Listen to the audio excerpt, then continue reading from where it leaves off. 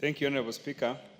Honorable Speaker, before I make my submissions on the supplementary estimates too, let me first of all take this opportunity to thank the Almighty God for enabling me to be the chair of Budget and Appropriations Committee, taking over from the very able and competent Kiaru MP Ndindi Nyoro.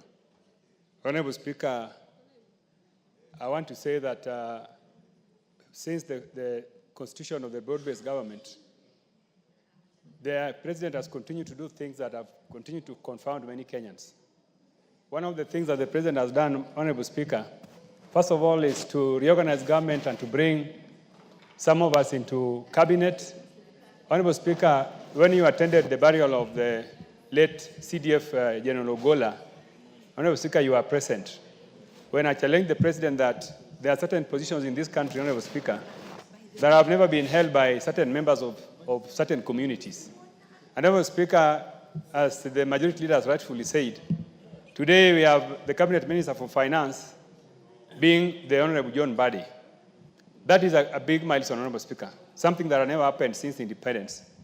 Honorable Speaker, today, again, I break the record as the first man from that region to chair Budget and Appropriations Committee.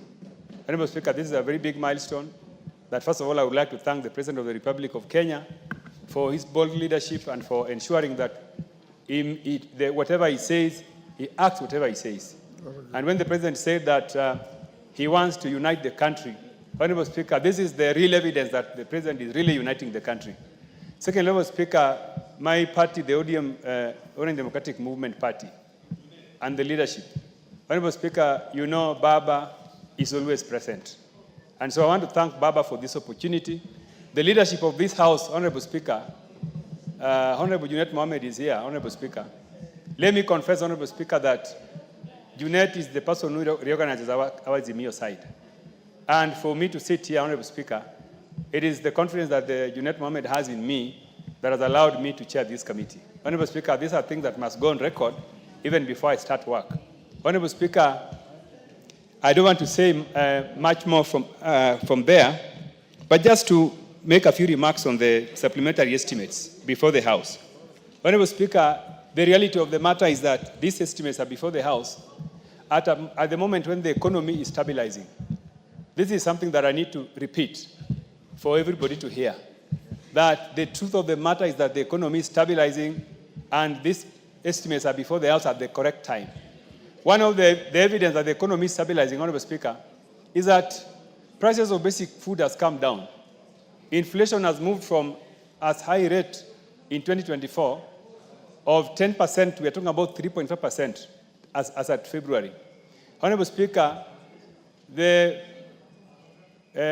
Honorable Speaker, also, our Kenya shilling has stabilized against major currencies, and especially the dollar, and evidence that the economy is doing very well. Honorable Speaker, fuel prices have also come down, and these three factors have given me the confidence that we are actually doing well and we are on the right track as a country. Honorable Speaker, one of the things that has been achieved, courtesy of these developments, is that we are having low food prices, Honorable Speaker. Today, basic commodities prices have also come down, and generally, Kenyans are happy. But let me say, Honorable Speaker, that some of this, the factors that have led to this success is one, investments in agriculture. Honorable Speaker, you remember that the President decided to invest in production, subsidizing seeds, subsidizing fertilizers. This has led into what now we are calling sufficient food production and low pricing. Honorable Speaker, you can also see that we have had very good weather. Over the years, we have had good weather that has helped us. But Honorable Speaker, having said all that, we also need to recognize the challenges that we face. One of the challenges that we face, and which is captured in the supplementary estimates, is the piling of our debt. And we are spending so much money in paying our debts as they mature. This is going to be a very big problem as we go on. And also, there's also pressure for expenditures. Honorable Speaker, when I sat in the Budget Committee last time, all sectors are looking for resources. The road sector is looking for resources. The education sector is looking for resources. The health sector. So this pressure for resources is going to be a very big challenge for us. And therefore, as a House, we must look for ways in which we are going to raise our own resources to be able to fund some of these demands. Honorable Speaker, let me take this opportunity to thank the Liaison Committee, led by the able Deputy Speaker. Honorable Speaker, through your ruling, and to help the House make progress pending the composition of the Budget and Appropriations Committee, you decided that this supplementary budget be handled by the Liaison Committee. Honorable Speaker, I can confirm that the committee has done a very good job. They have been able to listen to Kenyans and committees, and the report that is before the House has the full support of me as the chairman of Budget Committee and members of my committee. As a matter of fact, Honorable Speaker, during our meeting in the morning, we were briefed on the progress of the supplementary estimates, and we were convinced that the committee has done a very good job. Honorable Speaker, as I wind up, I would like to say that that there have been concerns have been raised in this House concerning the manner in which previous committees have allocated resources.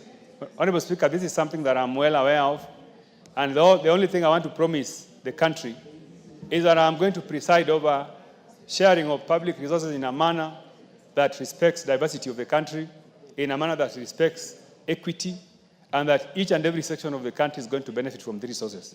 Honorable Speaker, this is an assurance I want to give, and with the support of members of this House, I am sure that we are going to succeed. Honorable Speaker, thank you. I support. Thank you, Chair Budget Bowen.